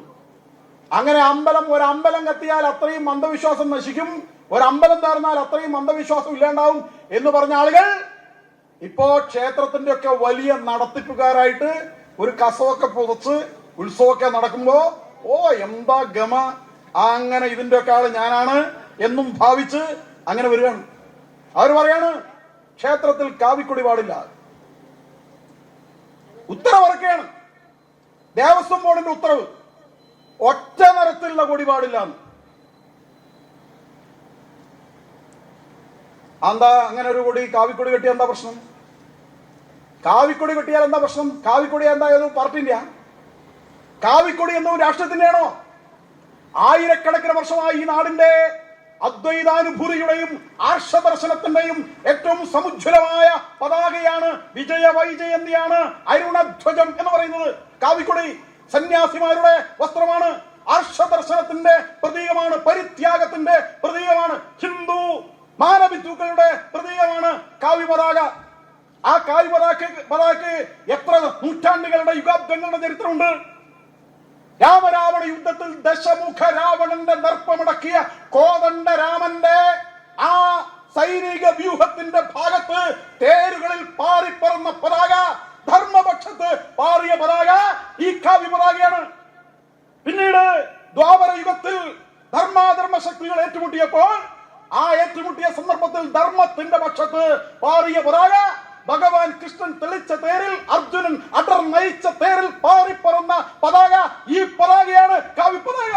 ഈ കാവ്യ പതാകക്ക് യുഗങ്ങളുടെ ചരിത്രമുണ്ട്. ആ കാവ്യ പതാക ഹിന്ദുത്വത്തിന്റെ അഭിമാനമാണ്. ഛത്രപതി ശിവജി പിടിച്ച കൊടി ഇതാണ്, റാണാ പ്രതാപ് സിംഹൻ പിടിച്ച കൊടി ഇതാണ്. നാമം ജപിക്കാൻ അവകാശമില്ലാത്ത സമയത്ത് മുഗളന്മാർ അവരുടെ കൊട്ടകൊത്തളങ്ങളിൽ പാറിച്ചിരുന്ന പച്ചക്കൊടി വലിച്ച് താഴെയിട്ട് ഉയർത്തിയ പതാക, ചോരയോടൊപ്പം ചൂപ്പിച്ച് ഈ പതാക ഉയർത്തിയത് ഇവിടുത്തെ ഹിന്ദു വീരന്മാർ, ഹിന്ദു പാദശാഹി എന്ന രാഷ്ട്രം സ്ഥാപിച്ച ശിവജിയൊക്കെ ഉയർത്തിപ്പിടിച്ച പതാക ഈ പതാക കാവ്യ പതാകയാണ്. അത് പറ്റൂലെന്നോ? ഹിന്ദുവിന്റെ ആ പതാക ക്ഷേത്രത്തിൽ പറ്റില്ലെന്നോ? എന്നിട്ട് ഏത് കൊടിയാ ഉയർത്താൻ പോകുന്നത്? ചില സ്ഥലത്ത് ചെഗുവേര വരികയാണ്. പിന്നെ ആ പച്ചടിയിൽ അച്ചാറുറ്റിച്ച പോലത്തെ ഒരു കൊടിയുണ്ടല്ലോ, അതൊക്കെ കെട്ടുകയാണ്, ക്ഷേത്രത്തിൽ കെട്ടുകയാണ്. ഹിന്ദുക്കൾ ഒരുമിച്ച് തീരുമാനിക്കണം. ക്ഷേത്രത്തിൽ ഉയർത്തേണ്ടത് ഒറ്റ കൊടിയാണ്, ആ കാവിക്കൊടിയാണ്. ആ കാവിക്കൊടി എല്ലാ ക്ഷേത്രങ്ങളും ഉയർത്തണം. എല്ലാ ക്ഷേത്ര പരിസരത്തും അതുണ്ടാകണം. അത് ഹിന്ദുവിന്റെ ആത്മാഭിമാനത്തിന്റെ കൂടിയാണ്. അത് വേണ്ടെന്ന് പറയാൻ ഇവിടെ ഒരു സാമ്രാട്ടിനും അധികാരമില്ല, ഒരു പിണറായി വിജയനും ഇവിടെ അത് ഉത്തരവിടാൻ അധികാരമില്ല. ഹൈക്കോടതി പോലും പറഞ്ഞിട്ടുണ്ട് കാവിക്കൊടി കെട്ടാൻ പാടില്ല എന്ന ഉത്തരവ് ഹൈക്കോടതി റദ്ദാക്കിയിട്ടുണ്ട്. അത് ധർമ്മധ്വജമാണ്, ആ കൊടി പാടില്ല എന്നാണ്. ഓം എന്ന് പാടില്ല എന്ന്, ഓം എന്ന് പാടില്ല എന്ന് അതൊക്കെ RSS ആണെന്ന് പറയുന്നു. ഞങ്ങളുടെ നാട്ടിലൊക്കെ തെയ്യത്തിന്റെ സമയത്ത് അവിടെ തെയ്യത്തിന് കലശം വരും. ആ കലശം വരുമ്പോ ആ കലശത്തിൽ എന്തെല്ലാം കൊണ്ടുവരാന്നറിയോ? ആരാ കലശത്തിലുള്ളത്? ചുരുട്ട് വലിച്ചിരിക്കുന്ന ചെഗുവേരയുടെ ബിംബം ചുരുട്ടും വലിച്ചിട്ട് എഴുന്നള്ളിക്കുകയാണ്. കാറൽ മാർക്സ്, ഏംഗൽസ്, EMS, ദൈവം ആ പേരിൽ രഥത്തിൽ ഇങ്ങനെ എഴുന്നള്ളിച്ച് കൊണ്ടുവരികയാണ്. അവിടെ മുത്തപ്പൻ ക്ഷേത്രങ്ങളൊക്കെ ഉണ്ട്. ആ ക്ഷേത്രങ്ങൾ അടിയറ എന്ന് പറഞ്ഞിട്ടൊരു കാര്യമുണ്ട്. ആ അടിയറ വരും. എന്നിട്ട് ഇങ്ങനെ വിളിക്കുകയാണ്, പറശ്ശിനിക്കടവിലെ മുത്തപ്പ, നിങ്ങൾ തുടങ്ങിയ വെള്ളമടി ഞങ്ങൾ ഈ മണ്ണിൽ ശാശ്വതമാക്കും എന്നും വിളിച്ചിട്ട് അടിയറയാണ്. ആ പറശ്ശിനി മുത്തപ്പന് കള്ളിന്റെ വീത്ത് വെക്കും. അപ്പൊ ഇവര് നല്ല കള്ളടിച്ചിട്ട് വിളിക്കുകയാണ്, പറശ്ശിനിക്കടവിലെ മുത്തപ്പ, നിങ്ങൾ തുടങ്ങിയ വെള്ളമടി ഞങ്ങൾ ഈ മണ്ണിൽ ശാശ്വതമാക്കും എന്ന് പറഞ്ഞിട്ട് അടിയറ നടത്തുകയാണ്, കലശം തുള്ളുകയാണ്, ആഭാസം നടത്തുകയാണ്, വിശ്വാസത്തെ തകർക്കുകയാണ്. ഇതൊക്കെയാണ് പാർട്ടിയുടെ പേരിൽ ചെയ്തുകൊണ്ടിരിക്കുന്നത്. ഇതൊക്കെ ഹിന്ദുവിന് നേരെ അല്ലാതെ പറ്റുമോ? അങ്ങനെ വ്യാപകമായി നമ്മുടെ വിശ്വാസങ്ങളെ, ആചാരങ്ങളെ ഇല്ലാതാക്കാൻ വേണ്ടി ശ്രമിച്ചുകൊണ്ടിരിക്കുകയാണ്. കമ്മിറ്റിയിലൊക്കെ പുതിയ ആളുകളൊക്കെ വരികയാണ്. ഞങ്ങളുടെ നാട്ടിന്റെ അവിടെ ഒരു പുതിയ അമ്പല കമ്മിറ്റി അവർ പിടിച്ചെടുത്തു. അവിടെ ഭക്തന്മാരും വിശ്വാസികളും ഒക്കെ ആയിട്ട് നല്ല രീതിയിൽ നടത്തുന്നതാണ് ഉത്സവം. എല്ലാ ക്ഷേത്രാചാരങ്ങളും കലകളും ഉള്ള ഒരു ക്ഷേത്രമായിരുന്നു. അപ്പൊ CPM-മാരും ബ്രാഞ്ച് കമ്മിറ്റി, ലോക്കൽ കമ്മിറ്റി എല്ലാം കൂടി തീരുമാനിച്ച് 10-300 ആൾ ഒരുമിച്ച് വന്ന് ജനറൽ ബോഡി പങ്കെടുത്തിട്ട് കമ്മിറ്റി ഭരണം പിടിച്ചെടുത്തു. ഇത് പട്ടിക്ക് മുഴുവൻ തേങ്ങ കിട്ടിയ പോലെ ഇതെന്താ ചെയ്യേണ്ടതെന്ന് എനിക്കറിയില്ല. അപ്പൊ പഴയ ആളുകൾ പറഞ്ഞു, ഇവിടെ നടക്കുന്ന ആചാരങ്ങളൊന്നും നിങ്ങൾ മുടക്കാൻ പാടില്ല, കഥകളി എല്ലാ സമയം ഉണ്ടാകും, കഥകളി ഉണ്ടാവണം, എല്ലാം ഉണ്ടാവണം എന്ന് പറഞ്ഞു. അപ്പൊ ഏത് കഥകളി? അപ്പൊ കഴിഞ്ഞ പ്രാവശ്യം അനൗൺസ് ചെയ്താണ് അടുത്ത വർഷം ദുര്യോധനവധം കഥകളി കൊണ്ടുവരുന്നു. അപ്പൊ ഇവർ പറഞ്ഞു, ആ ദുര്യോധനവധം കളി നമ്മൾ കൊണ്ടുവരാമെന്ന്. കഥകളി കളിക്കുന്ന ആൾക്ക് ചെന്നു. അവരോട് ചെന്നിട്ട് ഈ കമ്മിറ്റിക്കാർ, മാർഷുകാർ ചെന്നിട്ട് ദുര്യോധനവധം കഥകളി വേണമെന്ന് പറഞ്ഞു. എത്രയാ പൈസ എന്ന് ചോദിച്ചു. അപ്പൊ അവർ പറഞ്ഞു 75,000 രൂപ വരുന്നു. അപ്പൊ മാർഷുകാരനായിട്ട് കമ്മിറ്റി പ്രസിഡന്റ് പറയാണ്, ദുര്യോധനവധം എന്ന് പറഞ്ഞാൽ ദുര്യോധന കൊല്ലല്ലേ? അതെ, ഞങ്ങളിൽ പൈസ കുറവാണ്, ഒരു 50,000 രൂപ നമ്മൾ തരാം, ദുര്യോധന കൊല്ലണമെന്നില്ല, ഒന്ന് പേടിപ്പിച്ച് വിട്ടാൽ മതി. എന്നിട്ട് കഥകളി ഏൽപ്പിക്കുകയാണ്. എന്താണ് ദുര്യോധനൻ, എന്താണ് ദുര്യോധനവധം, എന്താണ് കഥകളി എന്ന് ഈ ABCD അറിയാത്ത ആളുകളാണ് കമ്മിറ്റിയിലൊക്കെ വന്നിരിക്കുന്നത്. അവരെല്ലാം ഈ പണത്തിന്റെ അടിസ്ഥാനത്തിലാണ് ചിന്തിക്കുന്നത്. അങ്ങനെയുള്ള ആളുകളാണ് ക്ഷേത്ര ഭരണം നടത്താൻ വേണ്ടി ഇപ്പൊ ഞെളിഞ്ഞിട്ട് വന്നിരിക്കുന്നത്. അവർക്ക് എന്ത് വിശ്വാസം, എന്ത് ആരാധന, എന്ത് ആചാരം? ഒന്നുമില്ലല്ലോ. എന്താ ശബരിമലയെ കുറിച്ച് ഇവർ പറഞ്ഞത്? ഇപ്പൊ ആഗോള അയ്യപ്പ ഭക്തി സംഗമൊക്കെ നടത്തിയല്ലോ. നമ്മൾ പറഞ്ഞ വെറുതെ അബദ്ധത്തിന് പോണ്ട, അപകടമായിരിക്കും. അയ്യപ്പൻ എന്താ പറഞ്ഞത്? അയ്യപ്പൻ പറഞ്ഞുകൊണ്ടിരിക്കുന്നത് ആഗോള അയ്യപ്പ ഭക്ത സംഗമം കഴിഞ്ഞതും ശബരിമലയിൽ ഈ കാര്യം എല്ലാം പുറത്തു വന്നല്ലോ. സ്വർണ്ണപ്പാളി മുതൽ പണ്ടേ നടന്ന കാര്യങ്ങളെല്ലാം പുറത്തു വന്നല്ലോ. ഇത് വെറുതെ പുറത്തു വരുന്നതാണോ? ഇത് പുറത്തു വരുന്നത് ഇപ്പൊ അവർ മേനി എടുക്കുന്ന പോലെ ദേവസ്വം ബോർഡ് കണ്ടുപിടിച്ചാണോ? പോലീസ് കണ്ടുപിടിച്ചാണോ? വിജിലൻസ് കണ്ടുപിടിച്ചാണോ? ഇതാരും കണ്ടുപിടിച്ചല്ല. സാധാരണ എന്ത് ചെയ്യാ? പോലീസ് പിടിച്ചിട്ട് കോടതിയിലെത്തിയിട്ട് മജിസ്ട്രേറ്റിനെ ഏൽപ്പിക്കും. പ്രതികളെയും സംഭവം തൊണ്ടിയല്ലോ. ഇപ്പൊ കേരളത്തിൽ തിരിച്ചാ, കോടതി പിടിച്ചു എന്നിട്ട് പോലീസിനെ ഏൽപ്പിച്ചു. കേരളത്തിൽ ഇപ്പൊ തലയിരിഞ്ഞിട്ടാണ്. പോലീസ് പിടിച്ചിട്ട് കോടതിനെ ഏൽപ്പിക്കേണ്ടതിന് പകരം കോടതിയാണ് ഇത് കണ്ടുപിടിച്ചത്. എന്നിട്ട് പോലീസിനെ അന്വേഷിക്കാൻ പറഞ്ഞു. കോടതിക്ക് തോന്നിപ്പിച്ചാരാണ്? സാക്ഷാൽ അയ്യപ്പൻ തന്നെയാണ്.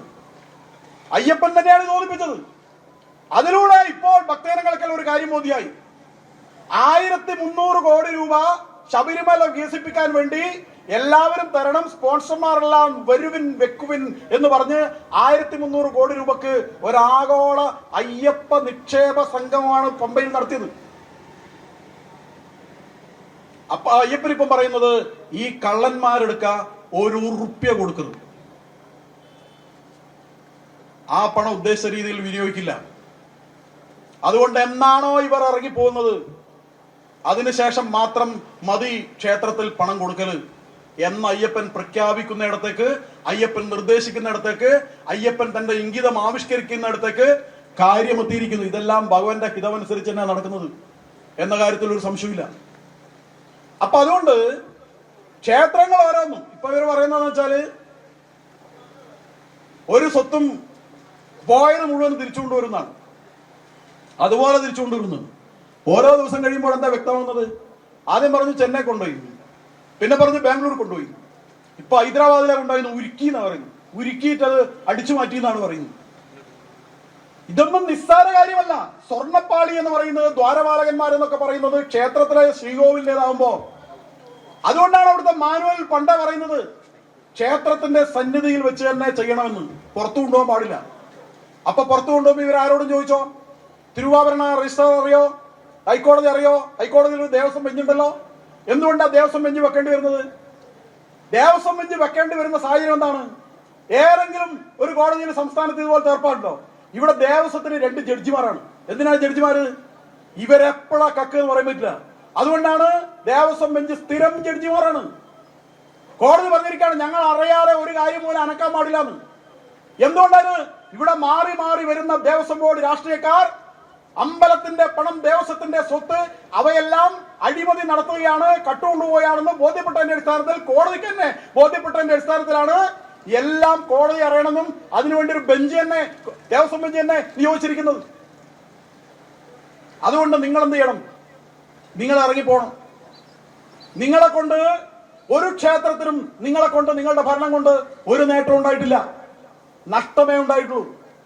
ഒരു ദേവസ്വം മന്ത്രി പറയുണ്ടായി, ജി സുധാകരൻ, അദ്ദേഹം ഇപ്പൊ അകത്തോ പുറത്തോ എന്നറിയില്ല, അദ്ദേഹം പറയുണ്ടായി അയ്യപ്പ ഭക്തന്മാർ വരുന്ന ഒരു വർഷം കൊണ്ട് കേരളത്തിന് 20,000 കോടി രൂപയുടെ പ്രത്യക്ഷമായും പരോക്ഷമായിട്ടുള്ള വരുമാനം ഈ സർക്കാരിന് കിട്ടുന്നു. 20,000 കോടി രൂപ.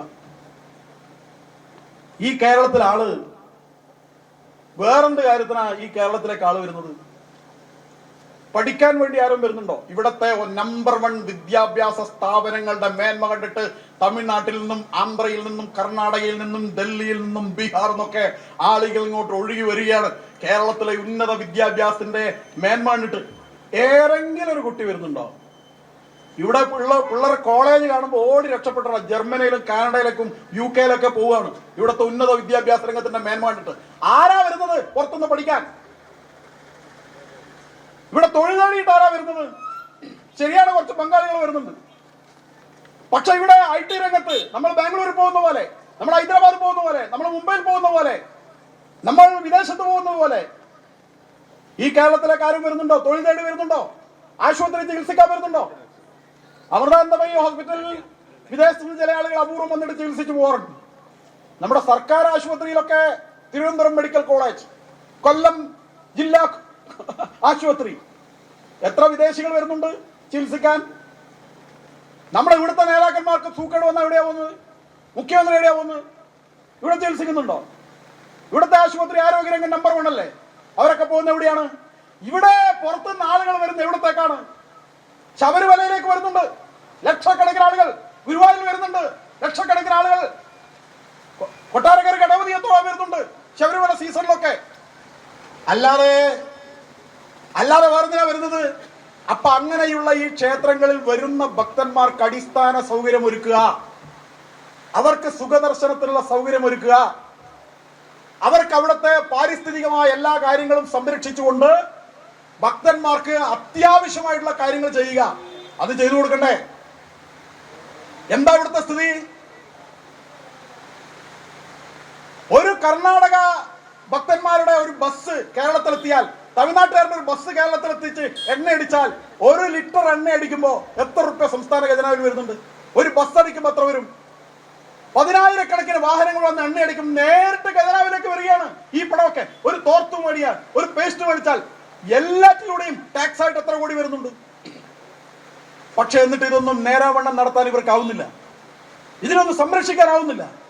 മുഖ്യമന്ത്രി എന്താ പറഞ്ഞത്? അന്ന് പമ്പയിലെ പ്രസംഗം ഞാൻ മുഴുവനും കേട്ടു. മുഖ്യമന്ത്രി തമ്പേറടിക്കുകയാണ്, വീൺവാക്ക് പറയാണ്. എന്താ പറയുന്നത്? നാട്ടുകാർക്ക് നടത്താൻ പറ്റാത്തതുകൊണ്ടാണ് ക്ഷേത്രങ്ങളൊക്കെ ദേവസ്വം ബോർഡിനെ ഏൽപ്പിച്ചത്. ദേവസ്വം ബോർഡിനെ ഏൽപ്പിച്ചപ്പോ എല്ലാ ക്ഷേത്രങ്ങളിൽ നിന്നും കിഴക്ക് ഭാഗത്തുകൂടി തേനും പടിഞ്ഞാറ് ഭാഗത്തുകൂടി പാലും ഒഴുകുകയാണ്. ക്ഷേത്രങ്ങളെല്ലാം അഭിവൃദ്ധിയിലായി. അപ്പൊ ദേവസ്വം ബോർഡ് പ്രസിഡന്റ് അതിനുശേഷം പ്രസംഗിച്ചപ്പോ പറഞ്ഞത്, ഈ ശബരിമല എന്ന് പറഞ്ഞ ഒറ്റ ക്ഷേത്രം കൊണ്ടാണ് തിരുവിതാംകൂർ ദേവസ്വം ബോർഡിലെ 1200 ക്ഷേത്രങ്ങൾ നടക്കുന്നുള്ളൂ. ശബരിമലയിലെ വരുമാനം കൊണ്ട്. മലബാർ ദേവസ്വം ബോർഡ് ഇവർ പിടിച്ചെടുത്ത ക്ഷേത്രങ്ങളിലൊക്കെ പണ്ട് നേരാമണ്ണം നടന്നിരുന്ന ക്ഷേത്രങ്ങൾ ഇപ്പോ ശാന്തിക്കാർക്ക് 10 മാസമായിട്ട് നക്കാപ്പിച്ചു കൊടുത്തു. ഓണത്തിന് അവർ പട്ടിണി സമരം നടത്തി. ദേവസ്വം ബോർഡ് ക്ഷേത്രങ്ങളിൽ പണം കൊടുക്കുന്നില്ല, ശമ്പളം കൊടുക്കുന്നില്ല. അധ്വാനിച്ച പണം കൊടുക്കുന്നില്ല. അവരെ കണ്ണീരോടെ കഴിയാണ് ദേവസ്വം ബോർഡ് ക്ഷേത്രങ്ങളിൽ. ഭക്തന്മാർ ഓരോ ക്ഷേത്രവും ഗ്രാമത്തിൽ ഭംഗിയായി നടത്തിയതാ, അത് ഇവർ പിടിച്ചെടുത്തുകൊണ്ടിരിക്കുകയാണ്.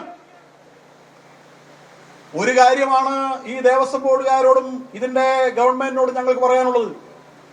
നിങ്ങൾ പറയുന്നത് 1200 ക്ഷേത്രങ്ങൾ നഷ്ടത്തിലാണെന്നാ. ക്ഷേത്രത്തെ ഒരു കമ്പനി പോലെ കണക്കാക്കുന്നത്. നഷ്ടം ലാഭം അവർക്കെല്ലാം ഇതൊക്കെ ഫാക്ടറി പോലെ, കമ്പനി പോലെ, ചായപ്പൊടി പോലെയാണല്ലോ. നിങ്ങൾക്ക് നടത്താൻ പറ്റുന്നില്ലെങ്കിൽ നിങ്ങൾ പിടിച്ചെടുത്ത ഈ ക്ഷേത്രങ്ങൾ, നാട്ടുകാരുടെ അടുത്തുനിന്ന് പിടിച്ചെടുത്ത ഈ ക്ഷേത്രങ്ങൾ, ആ ക്ഷേത്രങ്ങൾ തിരിച്ചതാത് നാട്ടുകാരെ ഏൽപ്പിക്കും. 3 കൊല്ലം കൊണ്ട് ഈ 1200 ക്ഷേത്രങ്ങളും നിങ്ങളുടെ ഭാഷയിൽ പറഞ്ഞാൽ ലാഭത്തിലാക്കി കാണിക്കാം. ഒറ്റ ക്ഷേത്രം ഇന്നത്തെ കാലത്ത് അവരുടെ വരുമാനത്തിന് ബുദ്ധിമുട്ടില്ല. നിങ്ങളുള്ളത് കൊണ്ടാ ജനങ്ങൾ വരാത്തത്. നിങ്ങളുള്ളത് ജനങ്ങൾ ഭണ്ഡാരത്തിൽ പണം ഇടാത്തത്. നിങ്ങളുള്ളത് കൊണ്ടാ ഭക്തന്മാർ സമർപ്പണം ചെയ്യാത്തത്. കാരണം ജനങ്ങൾക്കറിയാം നിങ്ങൾ കള്ളന്മാരാണെന്ന്, നിങ്ങളെ ഏൽപ്പിച്ചാൽ കിട്ടൂലെന്ന്, നിങ്ങൾ പറ്റിക്കുന്നവരാണെന്ന്. നിങ്ങളൊന്ന് ഒഴി, എന്നിട്ട് അതാത് സ്ഥലത്തെ ഭക്തന്മാരെ ഏൽപ്പിക്ക്, ഭംഗിയായി നടത്തും. ദേവസ്വം ബോർഡിന്റെ എത്ര ക്ഷേത്ര കേരളത്തിലുള്ളത്? പരമാവധി വന്നാൽ 3000. ആകെ ക്ഷേത്രം ഇവിടെ 42,000 ഉണ്ട്. ബാക്കി 3000 കഴിച്ച് ബാക്കി ക്ഷേത്രങ്ങളെല്ലാം അതാത് നാട്ടിലെ ഭക്തജനങ്ങൾ, അവിടുത്തെ നാട്ടുകാരുടെ കമ്മിറ്റികൾ, അവരുടെ കുടുംബക്കാർ, അവിടെ പ്രദേശത്തെ ഓരോ സമുദായങ്ങൾ, വിശ്വ പരിഷത്ത് പോലുള്ള സംഘടനകൾ, ക്ഷേത്ര സംരക്ഷണ സമിതി പോലുള്ള സംഘടനകൾ, രാഷ്ട്രീയ സ്വയംസേവക സംഘത്തിന്റെ ആളുകൾ നടത്തുന്ന കമ്മിറ്റികൾ, അവരൊക്കെ ഭംഗിയായി, വൃത്തിയായി, വെടിപ്പായി, ഒരു പരാതിയുമില്ലാതെ കാര്യങ്ങൾ നടത്തിക്കൊണ്ടുപോകുന്ന 10,000-കണക്കിന് ക്ഷേത്രങ്ങളുണ്ട്. അവിടെ ഒന്നും ഈ പ്രശ്നമില്ല. നിങ്ങൾ പിടിച്ചെടുത്ത ക്ഷേത്രങ്ങൾ മാത്രമാണ് ഈ പ്രശ്നങ്ങൾ. അതുകൊണ്ട് ഭക്തജനങ്ങൾക്ക് പറയാനുള്ളത്, ഈ സാഹചര്യത്തിൽ പറയാനുള്ളത്, ക്വിറ്റ് ടെമ്പിൾ എന്നാണ്. നിങ്ങൾ അമ്പലത്തിൽ നിന്ന് പുറത്തു പോവാ. നിങ്ങൾ അവിശ്വാസികൾക്ക് ക്ഷേത്രത്തിൽ എന്താ കാര്യം? നിങ്ങൾക്ക് ഈ ക്ഷേത്രം പിടിച്ചെടുക്കാൻ എന്താ അവകാശം? നിങ്ങൾ മതേതര സർക്കാരാണെന്ന് പറഞ്ഞിട്ട് ഈ ക്ഷേത്രങ്ങൾ എങ്ങനെയാ നിങ്ങൾ കൈപ്പിടിയിലാക്കുന്നത്? നിങ്ങൾ ഒഴിഞ്ഞു പോകണം, ക്ഷേത്രത്തിൽ നിന്ന് ഒഴിഞ്ഞു പോകണം. ഇത് വിശ്വാസികൾക്ക് നൽകണം. അതിനുവേണ്ടി ഏറ്റവും സമുജ്വലമായ ഒരു പോരാട്ടം ഇവിടുത്തെ ഹിന്ദു ശക്തികൾ, സംഘടനകളെല്ലാം ചേർന്ന് നടത്താൻ പോവുകയാണ്. സ്വാമി സത്യാനന്ദ സരസ്വതി, ചെങ്കോട്ടുകോണം മഠാധിപതി, അദ്ദേഹത്തിന്റെ നേതൃത്വത്തിൽ വലിയൊരു പ്രക്ഷോഭത്തിന് തുടക്കമിട്ടു. ആ പ്രക്ഷോഭത്തിന്റെ കനൽ അണഞ്ഞിട്ടില്ല. ആ പ്രക്ഷോഭം വർദ്ധിത വീര്യത്തോടെ ഊർജ്ജസ്വലമായി ഇവിടുത്തെ ഹിന്ദുക്കൾ ഏറ്റെടുക്കാൻ പോവുകയാണ്.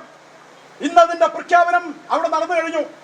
തിരുവനന്തപുരത്ത് സെക്രട്ടറിയേറ്റിന് മുമ്പിൽ ഇടിമുഴക്കം പോലെ ആ പ്രഖ്യാപനം 21-ാം തീയതി ആവർത്തിക്കാൻ പോവുകയാണ്.